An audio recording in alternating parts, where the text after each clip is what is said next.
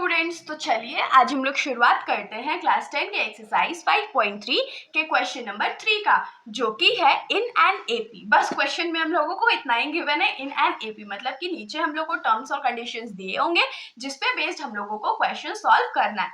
तो इसके अंदर जो पहला क्वेश्चन है वो है given a is equals to 5, d is equals to 3, an is equals to 50, find n and sn। तो इस क्वेश्चन में हम लोगों को a का वैल्यू, d का वैल्यू और an का वैल्यू दे दिया गया है और बोला है कि सबसे पहले हम लोगों को n का मतलब कि नंबर ऑफ टर्म्स का वैल्यू फाइंड करना है और उसके बाद SN फाइंड करना है। SN फाइंड करना है मतलब कि सम ऑफ जो नंबर्स है वो फाइंड करके बताने हैं। तो क्वेश्चन बहुत सिंपल है, a का वैल्यू है, d का वैल्यू है, an का वैल्यू है। तो हम लोग कौन सा फॉर्मूला यूज कर सकते हैं? an is equals to a plus n minus 1 into D. अगर इस फॉर्मूले में हम लोग वैल्यूज को पुट कर देते हैं तो हमें n का वैल्यू मिल जाएगा ना। तो चलिए फटाफट निकाल लेते हैं। तो an का वैल्यू 50 है, a का वैल्यू 5 है, प्लस n का वैल्यू हम लोगों को पता नहीं है और d का वैल्यू 3 है। तो ये जो 5 है वो राइट साइड में प्लस में है तो वो लेफ्ट साइड जाके माइनस हो जाएगा। तो 50 minus 5 is equals to n minus 1 into 3 हो जाएगा। तो 50 में से 5 जाएगा तो कितना बचेगा? 45 बचेगा। और ये क्या हो जाएगा? n माइनस 1 इंटू 3, तो 45 है।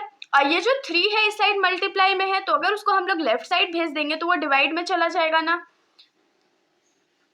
तो 3 के टेबल में 45 कितने बार में आता है? 15 बार में आता है। तो इसको हम लोग क्या लिख सकते हैं? 15 is equals to n minus 1। अब ये जो माइनस 1 राइट साइड में अगर उसको हम लोग लेफ्ट साइड में भेज दे तो वो प्लस 1 हो जाएगा, इज इक्वल्स टू n। तो यहाँ से हम लोगों को n का जो वैल्यू है वो कितना मिल जाएगा? 15 प्लस 1 16। n का वैल्यू मिल गया, पहला कंडीशन जो था वो फुलफिल हो गया। अब हम लोग sn के वैल्यू पे आते हैं। तो sn का जो फॉर्मूला है वो क्या होता है? sn is equals to n/2 into 2a plus n minus 1 into D. तो Sn मतलब कि S16 क्या हो जाएगा? 16 डिवाइडेड बाई 2 इंटू a का वैल्यू हमारा क्या था? 5 प्लस n का वैल्यू 16 है तो 16 माइनस 1 और d का वैल्यू हमारा क्या था? तो 3 था। तो 16 को 2 से डिवाइड करेंगे 8 टाइम्स में तो ये हो जाएगा 8 और ब्रैकेट में हमारे पास क्या बचेगा? तो 2 5 आर 10 प्लस 16 में से 1 गया तो 15 इंटू 3। तो ये क्या हो जाएगा? 8 10 प्लस 15 3 आर 45, जिसको हम लोग क्या लिख सकते हैं? तो 8 10 और 10 प्लस 45 कितना होता है? तो 55 होता है।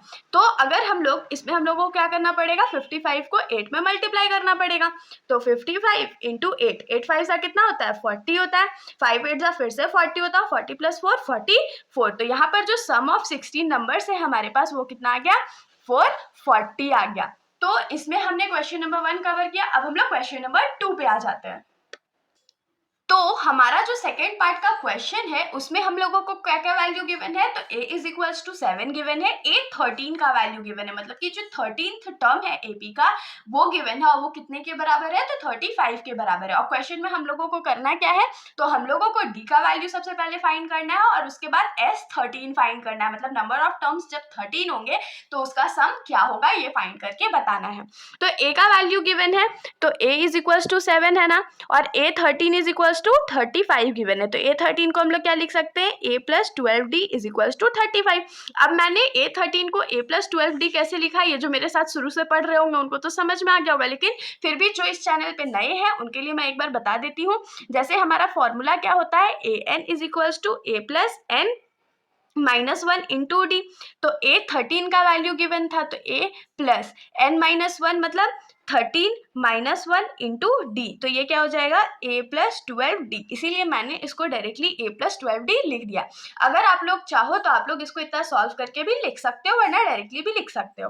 अब a प्लस 12d है तो a का वैल्यू तो हम लोगों को गिवन है ना, क्या था? 7 plus 12d is equals to 35। तो 12d इज इक्वल्स टू क्या हो जाएगा? 35 माइनस 7। तो माइनस 7 क्यों? क्योंकि 7 जो है वो लेफ्ट साइड में प्लस में था, इसीलिए जब हम लोग उसको राइट साइड में भेजे तो वो माइनस में हो गया। तो 35 में से जब 7 जाएगा तो 28 बचेगा और ये 12d था। अब d को हम लोग फ्री करेंगे तो ये क्या हो जाएगा? 28 डिवाइडेड बाई 12। तो दोनों को 2 के टेबल में कट कर सकता है ना। तो 2 6 जा 12 और 2 1 जा 2 और 14 जा 28 हो गया। अब फिर 2 के टेबल में 3 टाइम्स में और 2 के टेबल में 7 टाइम्स में, तो मतलब कि यहाँ से जो हमारा कॉमन डिफरेंस था वो 7/3 आ गया। अब जब हमारे पास कॉमन डिफरेंस है तो हम लोग S13 का भी वैल्यू फाइंड कर सकते हैं ना। तो हमारा जो सम ऑफ नंबर्स है उसका फॉर्मूला क्या होता है? n/2 into 2a plus n minus 1 into D. तो S13 है हमारे पास, तो S13 इज इक्वल्स टू क्या हो जाएगा 13 डिवाइडेड बाई 2 इंटू ए का वैल्यू 7 प्लस 13 माइनस 1 और डी का वैल्यू हमने क्या निकाला तो 7/3। तो ये क्या हो जाएगा 13 डिवाइडेड बाई 2 7 जा 14 प्लस 13 में से 1 जाएगा तो 12 बचेगा इंटू 7/3। तो 3 और 12 को हम लोग कट कर सकते हैं ना 4 बार में।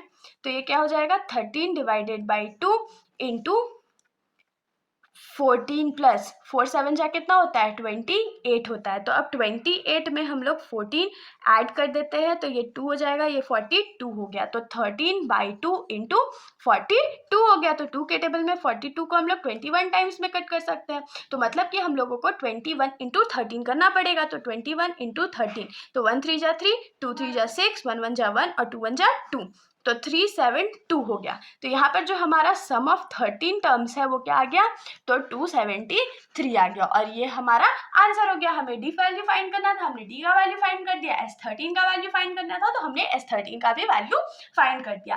तो अब इसके जो बाकी पार्ट्स है वो हम लोग नेक्स्ट वीडियो में कवर करते चलेंगे। तब तक के लिए अगर आप लोगों को वीडियो अच्छी लगी तो वीडियो को लाइक कर दीजिएगा और मेरे चैनल को बिना सब्सक्राइब किए कहीं मत जाइएगा। Thank you.